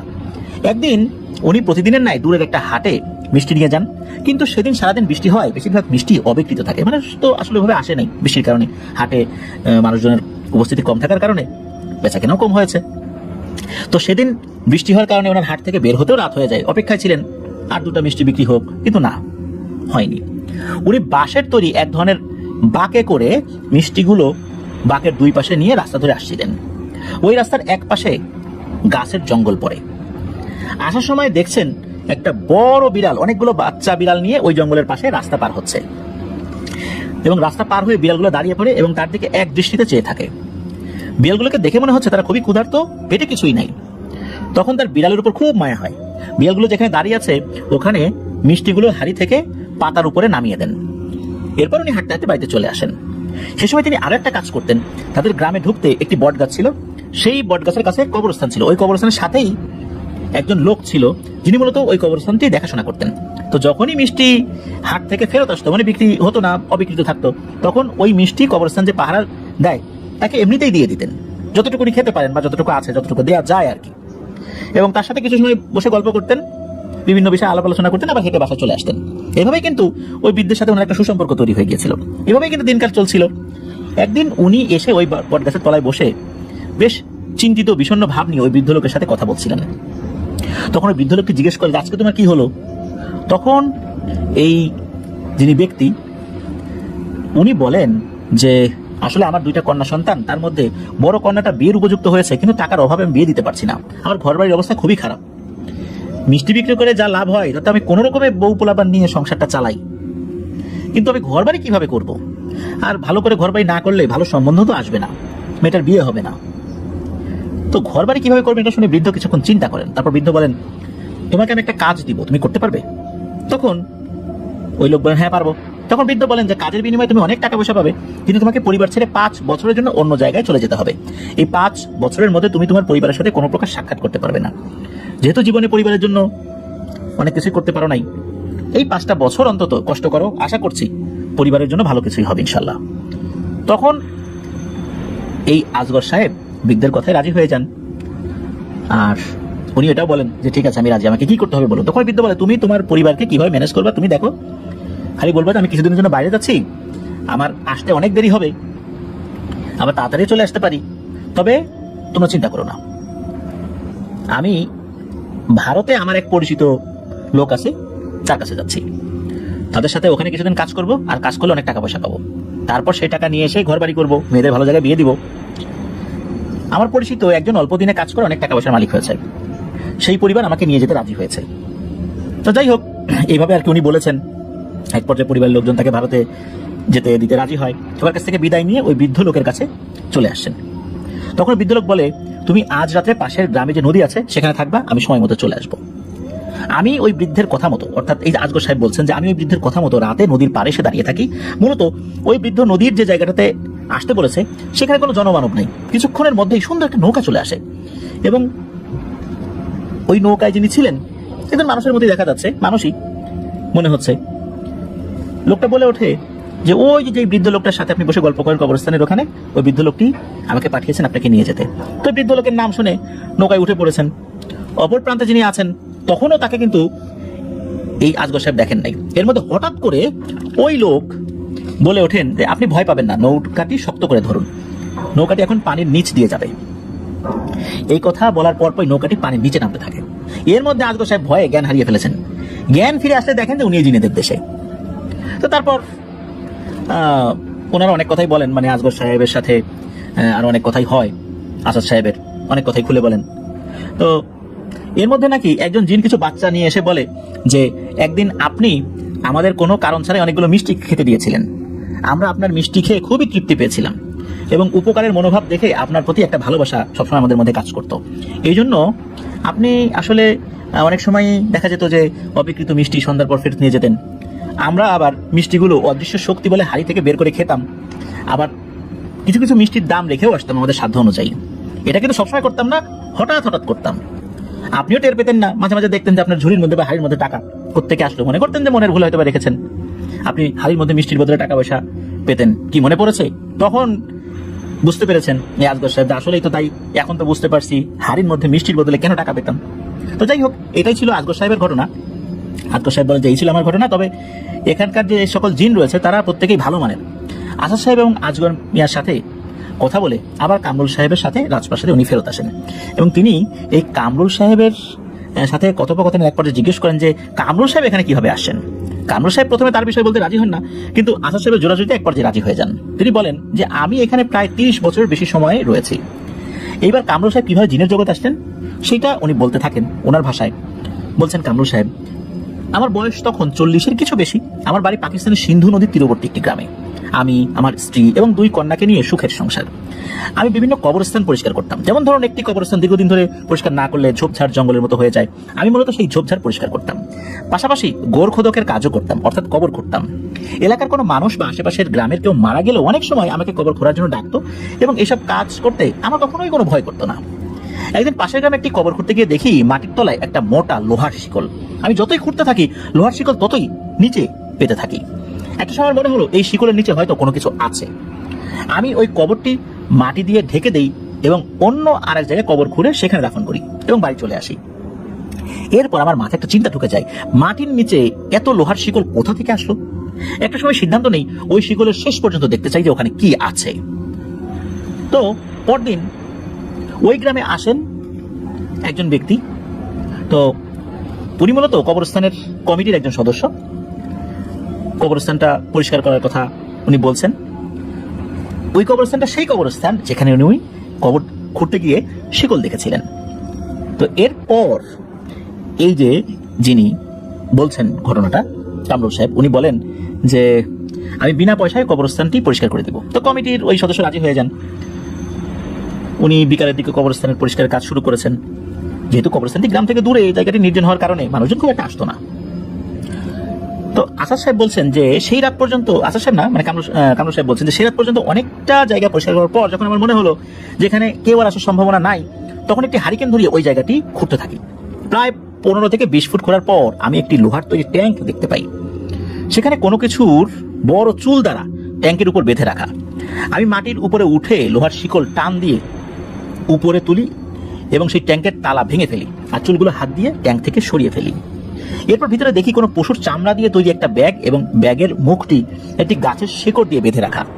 আমি ব্যাগের মুখ থেকে শিকড় খুলে ফেলি এবং তার ভিতরে দেখি ছোট ছোট 22টি কাচের বোতল এবং প্রতিটি বোতলের মুখ ছিপে দিয়ে আটকানো। আমি প্রথমে ভেবেছিলাম যে আমার কাছে মনে হয় কোনো টাকা পয়সা অথবা সোনা দানা কেউ লুকিয়ে রেখেছে। তাই কাচের বোতলগুলো দেখে আমার খুব রাগ হয়ে যায়। আমি প্রতিটি বোতলের মুখ খুলে দূরে দূরে ছুঁড়ে ফেলে দিই। এরপর আবার সেই জায়গাটি মাটি দিয়ে ভরাট করে দিই এবং খুব ভোরবেলা বাড়িতে ফেরত আসি। এরপর মাস তিনেক সবকিছু স্বাভাবিক ছিল। এরপর থেকে আমার পরিবারের সাথে খারাপ কিছু ঘটা শুরু হয়। হঠাৎ করেই আমার বাড়ির গাছগুলো শুকিয়ে যেতে থাকে। এর কিছুদিন পর বাড়ির পশুগুলো, মানে আমার যে গবাদি পশুগুলো ছিল, প্রতিদিন একটি করে মারা যেতে থাকে। কিন্তু আমি বিষয়গুলো স্বাভাবিকভাবেই নেই। এক পর্যায়ে আমার 2 কন্যা আম বাগান থেকে ফেরার পর একসাথে অসুস্থ হয়ে পড়ে। তারা বলে ওই কঙ্কালগুলো আমাদের মেরে ফেলবে। আর বিভিন্ন ডাক্তার দেখাই, কিন্তু কেউ কোনো রোগ ধরতে পারে না। এক পর্যায়ে আমার মেয়ে 2টি মারা যায়। এই শোক কাটিয়ে ওঠার আগেই একদিন আমার স্ত্রী অনেকের সাথে গোসল করতে নদীতে যায়, কিন্তু সে ডুব দেওয়ার পর আর ওঠে না। তার সাথে যারা ছিল সবাই খুঁজতে থাকে, কিন্তু তাকে আর পাওয়া যায় না। সবাই আমাকে খবর দেয়, আমি নদীতে সবার সাথে খুঁজতে থাকি, কিন্তু অনেক খোঁজাখুঁজির পরও আমার স্ত্রীকে পাওয়া যায় না। সেদিন সন্ধ্যা পর্যন্ত খোঁজা হয়, তারপর সবাই সবার মতো চলে আসে। পরদিন সকালে খবর আসে আমার স্ত্রীর লাশ ভেসে উঠেছে। সবাই নদী থেকে লাশ নিয়ে বাড়িতে আসে। আমার স্ত্রীর লাশ দাফন করে আসার সময় রাস্তায় এক অপরিচিত বৃদ্ধের সাথে দেখা হয়। সে তখন বলে, সামনে তোমার বিপদ হতে পারে, তুমি এই পাথরের এই পুঁথিটা গলায় পড়ে থাকবা, তাহলে ইনশাল্লাহ তোমার কোনো ক্ষতি হবে না, আর অচিরেই তোমাকে অনেক কিছুই জানাবো যেগুলো তুমি জানো না। যাই হোক না কেন তুমি গলা থেকে এটা খুলবে না। এরপর ওই বৃদ্ধ তার মতো করে অন্য রাস্তায় চলে যায়। ওই বৃদ্ধ থাকা অবস্থায় আমি শুধু তার কথাই শুনেছি, কিন্তু কোনো কথার উত্তর দেওয়ার শক্তি সে সময় ছিল না। এরপর থেকে আমি প্রতি রাত্রেই বাড়ির আশেপাশে অনেক ধরনের শব্দ শুনতাম। মনে হতো কোনো বড় জন্তু বাড়ির আশেপাশে হেঁটে বেড়াচ্ছে, আর সেই শব্দে ঘর বাড়ি সব কাঁপছে। এরপর মাঝরাতে খুব ভয়ঙ্কর কিছু শব্দ শুনতাম। এভাবে কিছুদিন যাওয়ার পর সেই বৃদ্ধ লোকটি রাতে তার বাড়িতে, অর্থাৎ কামরুল সাহেবের বাড়িতে আসেন। কামরুল সাহেব বলেন, সেই বৃদ্ধ আমাকে সব ঘটনা খুলে বলেন কিভাবে তার জীবনে এত কালো অধ্যায় নেমে এসেছে। সেদিন লোহার শিকল টেনে যে ট্যাঙ্ক উপরে তুলে নিয়ে এসেছিলাম, এবং ওই যে কাঁচের বোতলগুলো খুলেছিলাম বা খুলে দিয়েছিলাম, ওর মধ্যে 22 জন জিন বন্দী ছিল। আমি নাকি সেই জিন যেগুলো বন্দী ছিল সেগুলোকে মুক্ত করে দিয়েছি। ওই জিনগুলোকে বন্দী করেছিল একজন কাপালিক, যে তন্ত্র মন্ত্র দিয়ে কালো জাদু করে মানুষের ক্ষতি করত। এই 22টা জিন প্রতিবাদ করতে গিয়ে তার কাছে বন্দী হয়, এবং সে এগুলোকে বোতল বন্দী করে মাটির নিচে বিশেষ একটা পদ্ধতিতে পুঁতে রেখেছিল, এবং শেকল দিয়ে বেঁধে কিছু অংশ উপরে রেখেছিল, যাতে সে সহজেই এখান থেকে ভবিষ্যতে এই জিনিসগুলো খুঁজে পেতে পারে যে কোথায় রেখেছে। মাটির নিচে রাখলে অনেক সময় হারিয়ে যায়, কোথায় রেখেছে শনাক্ত করতে কষ্ট হয়। এই জন্য শেকলটা ছিল একটা চিহ্ন। মূলত এই ঘটনা যে অনেক আগে ঘটেছে বিষয়টা এরকম না, মাত্র 3 মাস আগে ঘটেছে। কামরুল সাহেব বলেন যে আমি এই ঘটনা ঘটানোর 3 মাস পর ওই কাপালিক বুঝতে পারে এই ঘটনা ঘটে গেছে। তারপর সে কাপালিকের অনুগত পিশাচ শ্রেণীর জিনগুলোকে দিয়ে প্রথমে বাড়ির গাছপালাগুলো, তারপর পশুগুলো, এরপর 2 মেয়ে, সবশেষে আমার স্ত্রীকে হত্যা করেছে। মূলত কথাগুলো বৃদ্ধ বলছিলেন। বৃদ্ধ আরো বলেন যে আপনার মেয়ে দুটি একদিন আম বাগানে যায় কিছু আম কুড়িয়ে আনতে। মেয়ে দুটি যখন এ গাছ ও গাছের নিচে আম খুঁজছিল, তখন 4টি পিশাচ জিন একসাথে কঙ্কালের রূপ নিয়ে গাছ থেকে নেমে আসছিল। এইটা দেখে ওই মেয়ে দুটি অনেক ভয় পেয়ে যায়। এই ভয় থেকেই মূলত আপনার মেয়ে দুটি মারা যায়। আর আপনার স্ত্রী সেদিন নদীতে গোসল করতে যান, উনি যখনই ডুব দেন তখনই 2টি সাপ তার পাকে পেঁচিয়ে ধরে এবং পেঁচিয়ে টানতে টানতে পানির নিচে নিয়ে যায়। আরো 2টি সাপ তার গলায় পেঁচিয়ে ধরে। আপনার স্ত্রী একটি সাপের গলা খুব শক্তভাবে ধরে ফেলেছিল পানির মধ্যে ডুবে থেকেই, যার কারণে সাপরূপী একটি পিশাচ জিন মারা যায়। এই জন্য আপনার স্ত্রীকে তারা অনেক গভীরে নিয়ে গিয়ে শ্বাসরোধ করে হত্যা করে, এবং লাশ ভেসে উঠতে পরদিন পর্যন্ত দেরি হয়। ওই বৃদ্ধ বলেন, আমরা বুঝতে পারিনি ওই কাপালিক পিশাচ জিনদের দ্বারা আপনার এত বড় ক্ষতি করবে। আপনি আমাদের গোত্রের 22 জন জিনকে মুক্ত করেছেন, এই জন্য আমাদের জিনের সর্দার সহ সবাই আমরা আপনার কাছে ঋণী। আমরা গতকাল ওই কাপালিককে হত্যা করেছি। ওই কাপালিক নদীর একটা জায়গায় গোসল করতে নামে এবং ভুলবশত সে তাকে বন্ধ করতে ভুলে যায়। এই সুযোগে আমরা মূলত তাকে আক্রমণ করি এবং আমাদের গোত্রের 40 জন শক্তিশালী জিন নিয়ে গিয়ে ওই কাপালিককে সিন্ধু নদীর মধ্যেই ডুবিয়ে হত্যা করি এবং তার লাশ ছিন্ন ভিন্ন করে ফেলি। আর তার সাথে থাকা যে পিশাচ শ্রেণী জিনগুলো আছে সেগুলো ভয়ে পালিয়ে যায়। তাদেরকে আটক না করা পর্যন্ত আমাদের কিন্তু বিশ্রাম নেওয়ার সুযোগ নাই। তবে আমরা আপনাকে আমাদের জগতে নিয়ে যেতে চাই। পরে পিশাচগুলোকে আটক অথবা হত্যা করা হয়ে গেলে আপনি আবার আপনার পৃথিবীতে চলে আসবেন। ভেবে দেখুন, এই পৃথিবীতে আপনার এখন আপনজন বলে কেউ নাই। আপনি আমাদের গোত্রের জিনদেরকে মুক্ত করতে গিয়ে নিজের অজান্তেই মুক্ত করে ফেলেছেন, আমাদের উপকার করেছেন, কিন্তু এই কারণে আপনি আপনার পরিবারের সদস্যদেরকে হারিয়েছেন। সুতরাং আমাদের সাথে চলুন, আমাদের সাথে থাকবেন নির্দিষ্ট সময় পর্যন্ত। সেই থেকে উনি এখানেই আছেন। আর ওই পিশাচগুলোকে হত্যা করা হয়েছে, কিন্তু কামরুল সাহেব উনি আর পৃথিবীর এই জগতে ফেরত আসেন নাই, কারণ এখানে ওনার কেউই নাই। এদের সাথে রয়ে গেছেন, এরাই এখন আত্মীয় স্বজন হয়ে গেছে। যাই হোক, আসাদ সাহেব সব কথা শোনার পর কামরুল সাহেবকে সান্ত্বনা দেন এবং বলেন, আপনি চাইলে আমার সাথে আমার বাড়িতে থাকতে পারেন। তখন তিনি বলেন যে আমার আর পৃথিবীর জগতে ফেরত যাওয়ার ইচ্ছা নাই, বাকিটা জীবন এখানেই কাটিয়ে দিতে চাই। উনি এটাও বলেন যে আমার মৃত্যু হলে আমার 2 মেয়ের কবরের পাশে জিনারা যেন দাফন করে দেয় সেই ওসিয়ত করে রেখেছি। এই কথা বলার পর কামরুল সাহেব উনি বিদায় নিয়ে আসাদ সাহেবের রুম থেকে বের হয়ে আসেন। পরদিন আসাদ সাহেব জিনের সর্দার, তার পরিবার এবং যেই মেয়েকে দুই যমজ ভাই ভালোবাসে, এদের সবাইকেই ওই মেয়ের পরিবার সহ উনি ডেকে পাঠান। সেই সাথে ওই আজগর মিষ্টিওয়ালাকেও ডেকে পাঠান। সবাই জিনের রাজপ্রাসাদে চলে আসেন এবং জিনের সর্দার আসাদ সাহেবকে অনুমতি দেন বিচার শুরু করার জন্য। আসাদ সাহেব প্রথমেই দুই ভাইকে জিজ্ঞেস করেন যে তিনি যে রায় দিবেন সেটা তারা মানবে কিনা। দুই ভাই সম্মতি জানায় যে রায় উনি দিবেন সেটাই তারা মেনে নেবেন। তিনি মেয়ে এবং মেয়ের পরিবারকে জিজ্ঞেস করেন তারা রায় মানবে কিনা, তারাও সম্মতি জানায়। তখন আসাদ সাহেব জিনের সর্দারকে বলেন, আপনার মৃত্যুর পর আপনার পরিবার থেকে কে সর্দার হবে?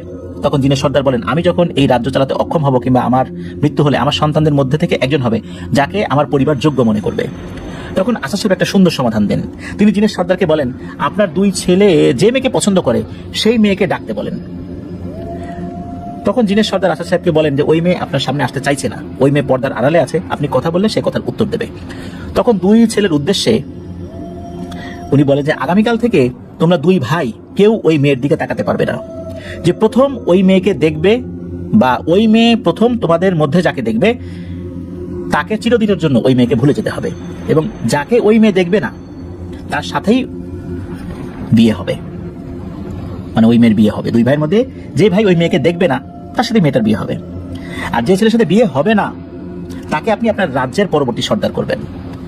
এবং আজ থেকে আপনি আরেকটি সুন্দরী মেয়ে ঠিক করুন, যখন কোনো ছেলে এই শর্ত ভঙ্গ করবে তার সাথে সেই মেয়েকে আপনি বিয়ে দেবেন এবং দুই ভাইয়ের বিয়ে একই দিনে একই সময় দেবেন। আসাদ সাহেব এবার সবার উদ্দেশ্যে বলেন, আপনাকে আমার বিচার পছন্দ করেছেন? তখন উপস্থিত সবাই এক বাক্যে বলেন, জি, আপনার বিচার আমাদের পছন্দ হয়েছে। অর্থাৎ বিচারটা খুবই দুর্দান্ত ছিল যে ওই মেয়েকে বিয়ে করতে পারবে না এর বিনিময়ে সে এই গোত্রের পরবর্তী সর্দার হবে বা রাজ্যের রাজা হবে, কিন্তু সে কিন্তু মেয়েকে পাবে না। আর যে পাবে না তার সাথে আরেকটা মেয়ের বিয়ে হবে ওই জিনেদের গোত্রের মধ্যে থেকেই। তো যাই হোক, এরপর আসাদ সাহেব তো উনি সবাইকে ওনার বিচারের বিষয়ে তাদের সম্মতি আছে কিনা জিজ্ঞেস করেন, সবাই তো সেই বিষয়ে সম্মতি জানান। আসাদ সাহেব যমজ দুই ভাই এবং ওই মেয়েকে জিজ্ঞেস করেন যে আপনারা কি আমার বিচার পছন্দ করেছেন? তখন দুই ভাই এবং মেয়েটি সম্মতি প্রকাশ করেন। এরপর আসাদ সাহেব বিচার শেষ করে একটা রুমে চলে যান এবং সেখানে তিনজন ব্যক্তিকে ডাকেন, মেয়ের পিতা, জিনের সর্দার এবং কামরুল সাহেবকে। তিনজনকে এক জায়গায় নিয়ে এসে উনি বিচারের সারমর্ম এভাবে বলেন যে আগামীকাল থেকে আপনার দুই ছেলে ওই মেয়ে থেকে লুকিয়ে থাকবে, কারণ যে তাকে দেখে ফেলবে সেই ওই মেয়েকে হারাবে। এতে করে আস্তে আস্তে ওদের মন থেকে ওই মেয়েটি দূরে সরে চলে যাবে। পরবর্তীতে যে কোনো এক ভাইয়ের সাথে বিয়ে হলেও অন্য ভাই সেটা হৃদয়ে আঘাত করবে না, এবং এর মধ্যে যদি কোনো ভাইয়ের মধ্যে আপনার এই বিশাল রাজ্য নিয়ে চিন্তা ভাবনা আসে তাহলে সে নিজেই ওই মেয়েকে ভুলে যাবে এবং ভবিষ্যতে রাজ্যের দায়িত্ব নেওয়ার জন্য হলেও তিলে তিলে নিজেকে প্রস্তুত করবে এবং ওই মেয়ে থেকে দূরে সরে থাকবে। আর এই মেয়েটাও একজন ধৈর্যশীল এবং দায়িত্ববান স্বামী পাবে। এজন্যই মূলত এই কঠিন সিদ্ধান্ত নেওয়া হয়েছে। আর তাদের একসাথে বিয়ের কথা এই জন্যই বলা হয়েছে যাতে একই সাথে দুজন সংসার শুরু করতে পারে, তাদের সম্পূর্ণ চিন্তা ভাবনা যেন একই সাথে নতুন স্ত্রীর উপরে থাকে। আসাদ সাহেব এটাও বলেন, যদি আমার বিচার পছন্দ না হয় তাহলে আপনারা আপনাদের মতো করে সিদ্ধান্ত নিতে পারেন। তখন এই মেয়ের বাবা, মানে জিন যে মেয়েটা, তার বাবা বৃদ্ধ কামরুল সাহেব এবং জিনের সর্দার, উনি বলেন যে আপনি যথাযথভাবে বিচার করেছেন, প্রতিটি বিষয়ের যথাযথ ব্যাখ্যা দিয়েছেন। জিনের সর্দার বলেন যে আমার মনে হয় এত সুন্দর সমাধান আমরা চাইলেও করতে পারতাম না। তখন আসাদ সাহেব বলেন, এইবার তাহলে আমাকে বিদায় দেন। তখন জিনের সর্দার বলেন যে আপনি আমার কাছে যে কোনো কিছু চাইতে পারেন, যদি আমাদের সামর্থ্যের মধ্যে থাকে আমরা অবশ্যই চেষ্টা করবো সেটা পূরণ করার জন্য। তখন আসাদ সাহেব বলেন যে আল্লাহ আমাকে অনেক দিয়েছেন, আলহামদুলিল্লাহ, আমার আপনার কাছে ব্যক্তিগত কিছুই চাওয়ার নেই, তবে দুটো জিনিস চাইবো, যদি সম্ভব হয় আমাকে দিবেন। প্রথমত, আপনার এখানে আজগর নামে যিনি মিষ্টি বানান তাকে 5 বছর পরিপূর্ণ করে তাকে বেশ কিছু অর্থ দিয়ে বাড়িতে পাঠিয়ে দেবেন, কারণ তার পরিবার তার অপেক্ষায় রয়েছে, আর তার স্ত্রী তার স্বামীর অপেক্ষায় রয়েছে, তার সন্তানরা তাদের বাবার অপেক্ষায় রয়েছে। তো এভাবেই তাকে আপনারা দ্রুত ফেরত পাঠাবেন, বাকি জীবন তারা যেন খুব ভালো করে কাটাতে পারে। তবে ওনাদের পরিবারের এই যে বিচ্ছেদটা, যে কষ্টটা হচ্ছে, এটা তো আসলে অর্থের মাধ্যমে পুষিয়ে দেওয়া সম্ভব নয়। এটা একটা বিষয় বলেন আসাদ সাহেব। দ্বিতীয় আরেকটা বিষয় বলেন যে ওই যে নয়ন নামের যে ছেলেটিকে 3 ভাই মিলে কালোজাদু করেছিল, সেই ছেলেটিকে যেন আবার 3 ভাই কোনোভাবে ক্ষতি করতে না পারে সেই বিষয়টা একটু দেখবেন। এ কথা শোনার পর জিনের বাদশা বলেন, আপনি আসলেই বড় মনের একজন মানুষ, আমি আপনার কথাগুলো রাখার সর্বোচ্চ চেষ্টা করবো ইনশাল্লাহ। এরপর জিনের সর্দার একটি আংটি উপহার দিয়েছিলেন এবং বলেছিলেন যদি কখনো আমাকে আপনার প্রয়োজন হয় আপনি এই আংটিটি যে কোনো একটা পুকুরের মধ্যে ফেলে দিবেন, তাহলে আমি বুঝতে পারবো আপনি আমাকে ডেকেছেন। এরপর ওই দিন রাতে ঘোড়ায় করে আসাদ সাহেবকে যেখান থেকে নিয়ে গিয়েছিলেন ওই জিনের সর্দার ঠিক সেভাবেই নামিয়ে দিয়ে আসেন। চোখটাও একই রকম ভাবে বেঁধে রাখা হয়েছিল, কারণটা হচ্ছে যেই পদ্ধতিতে নিয়ে যাওয়া হয় এটা নাকি দেখতে হয় না, আসাদ সাহেব ওই রাত্রেই পথ চলতে চলতে বাড়িতে এসে দেখেন সবাই সবার মতো ঘুমিয়ে গেছে। উনি দরজায় নক করেন, একজন দরজা খুলে দেন, উনিও রুমে গিয়ে ঘুমিয়ে পড়েন। পরদিন ঘুম থেকে উঠে জিজ্ঞেস করেন যে আজকে কি বার, তখন উনি বলেন আজকে বুধবার। আসাদ সাহেব তারিখ জিজ্ঞেস করেন, তো যখন তারিখটা বলা হয় তখন আসাদ সাহেব বুঝতে পারেন যে উনি ওখানে 5 দিন ছিলেন। এরপর আসাদ সাহেব এই যে আলমগীর চাচা যিনি ঘটনাটি দিয়েছিলেন, এই আসাদ সাহেবকে আলমগীর চাচার দাদা জিজ্ঞেস করেছিলেন যে আপনাকে ফুল এবং ফল ছিঁড়তে নিষেধ করেছিল কেন, এবং কেন ফুল ও ফল ছিঁড়লে গাছগুলো মারা যাবে, আর যে দুধের আর যে রক্তের নদীটা দেখা হয়েছিল কি কারণে নদীটা সৃষ্টি হয়েছিল, এই বিষয়ে কি কোনো প্রশ্ন করেছিলেন? আসাদ সাহেব বলেছেন যে যিনি সর্দার তাকে অনুরোধ করেছিলেন যে এই বিষয়ে যেন তাকে প্রশ্ন না করা হয়, কারণ এখানে জিনদের নিরাপত্তা জনিত নাকি বিষয় লুকিয়ে আছে, যেটা সর্দার হয়ে এটা প্রকাশ করা উচিত না। এরপর মূলত আসাদ সাহেব আর প্রশ্ন করেন নাই। এরপর অনেক জিন ঘটিত ঘটনায় আসাদ সাহেবের সাথে অনেকবারই জিনের সর্দারের সাক্ষাৎ হয়েছিল। উনি পুকুরে ওই আংটিটা ফেলে দেওয়ার পর আসতেন, কিন্তু মজার বিষয় হলো ওই আংটিটা কিন্তু হারিয়ে যেত না, আংটিটা পরবর্তীতে উনি আবার ফেরত পেতেন বিশেষ একটা পদ্ধতিতে। ওই আংটিটি নাকি আসাদ সাহেবের মৃত্যুর পরও তার উত্তরাধিকারীদের কাছে রয়ে গেছে। আসাদ সাহেব 1998 সালের দিকে মারা গিয়েছেন। এখন ওই আংটিটি কার কাছে আছে বা আদতে আছে কিনা, শোনা যায় যে তার যারা উত্তরসূরি আছেন তাদের কাছে আছে, কিন্তু কি অবস্থায় আছে এই বিষয়ে আসলে জানা যায়নি। এটি ছিল ঘটনা। প্রিয় লিসেনার্স, এই যে জিনের যে বিচারটা, জিনেদের ওখানে গিয়ে যে বিচারটা করা হলো আসলে খুবই বিচক্ষণ একটা বিচার। আমি যখন ঘটনাটি পড়া শুরু করেছি চিন্তা করেছিলাম আসাদ সাহেব ওখানে গিয়ে কি বিচারটা করবেন। দেখুন কি দুর্দান্ত একটা বিচার, যে যেই ওই মেয়েটাকে দেখবে তার সাথে তার বিয়ে হবে না, আবার যার সাথে বিয়ে হবে না সে রাজত্ব পাবে, রাজত্ব পাওয়ার জন্য কিন্তু ওই মেয়েটা থেকে দূরে থাকবে, আস্তে আস্তে ওই মেয়েটাকে সে ভুলতে থাকবে। এভাবেই একটা জটিল মনস্তাত্ত্বিক একটা ব্যাপার এখানে ছিল যেটা প্রয়োগ করা হয়েছিল। প্রিয় লিসেনার্স, একটা বিষয় সবসময় আমরা খেয়াল রাখবো, সেটা হচ্ছে এই যে বিচারিক প্রক্রিয়া, বিচারিক প্রক্রিয়ায় কিন্তু অপরাধের অনেকগুলো ধারা রয়েছে যেই ধারায় শাস্তি দেওয়া যায়, কিন্তু শুধু ধারা দেখে কিন্তু বিচারকরা সেই শাস্তিগুলো দেন না। ঘটনার প্রেক্ষাপট, অপরাধীর ধরন, তার বয়স, বিভিন্ন পারিপার্শ্বিক অবস্থা, অনেক কিছু বিচার বিশ্লেষণ করে বুদ্ধি প্রজ্ঞা সবকিছু খাটিয়ে একটি বিচার করতে হয়। এই জন্য বিচারক যারা ন্যায় বিচারক তাদের মর্যাদাটা কিন্তু অনেক বেশি। আর বিচার করাটা কিন্তু সহজ কাজ নয়, এটা খুবই কঠিন একটা কাজ। এই কঠিন কাজটা কতটা যে কঠিন, আল্লাহ যদি সাহায্য না করেন তাহলে এটা সত্যি এটা পাহাড় সম কঠিন। একটা পাহাড় সরিয়ে আরেক জায়গায় নিয়ে যাওয়া যেরকম কঠিন ওরকম কঠিন। কিন্তু এটা আমরা যতটা সহজ মনে করি আসলে এতটা সহজ নয়। একজন বিচারক যদি বুঝতে পারতেন যে তার এই বিচারের কারণে পরকালে আল্লাহর কাছে এটার সম্পর্কে ব্যাখ্যা দিতে হবে, প্রত্যেকটা বিচারের ব্যাখ্যা দিতে হবে, তাহলে বিচারিক প্রক্রিয়া কখনো তাড়াহুড়া করা হতো না, ধীরে সুস্থে বিচার কার্য শেষ করতে হতো এবং খুব বিচক্ষণতার সাথে বিচার কার্যগুলো শেষ করতে হতো। আর প্রতিটা বিচার কার্যের সাথে একটা মনস্তাত্ত্বিক ব্যাপার জড়িত আছে। এই বিষয়গুলো বিচারকদের কিন্তু মাথায় রাখতে হয়। অনেক সময় আমরা বিভিন্ন বিচার দেখে যদি সেটা কোনো পক্ষপাতিত্বমূলক বিচার না হয়, যেটা আমরা বাহ্যিকভাবে দেখি যে অনেক বিচার সেটা ন্যায় বিচার হয়েছে, আবার অনেক বিচার দেখা যায় যে সেটা ন্যায় বিচার হয়নি। যেগুলো ন্যায় বিচার হয়নি সেই বিষয়ে আমি কথা বলবো না, যেগুলো ন্যায় বিচার হয়েছে সেখানে বলতে চাই যে অনেক সময় আমরা বুঝতে পারি না যে বিচারক কেন এই রায়টা দিয়েছেন, কারণ তার আসলে ওভাবে ব্যাখ্যা করার মতো অবকাশ থাকে না। সবকিছু লিখিত আকারে রায়ে দেয়া যায় না, কিছু বিষয় তার মাথার মধ্যেই থাকে, হয়তোবা কখনোই সেগুলো প্রকাশিত হয় না যে উনি কোন প্রেক্ষাপটে রায়টি এভাবে দিয়েছিলেন। যারা সৎ বিচারক রয়েছেন সকলের জন্য দোয়া, ভালোবাসা। আমরাও যেন জীবনের প্রতিটা ক্ষেত্রে আমাদের যদি কোনো বিষয়ে সুযোগ আছে, কোনো বিষয় ফয়সালা করে দেওয়ার জন্য, আমরাও যেন ন্যায়পরায়ণতা বজায় রাখতে পারি। আল্লাহ সেই তৌফিক আমাদেরকে দান করুন। ধন্যবাদ জানাচ্ছি হাফিজ ভাই।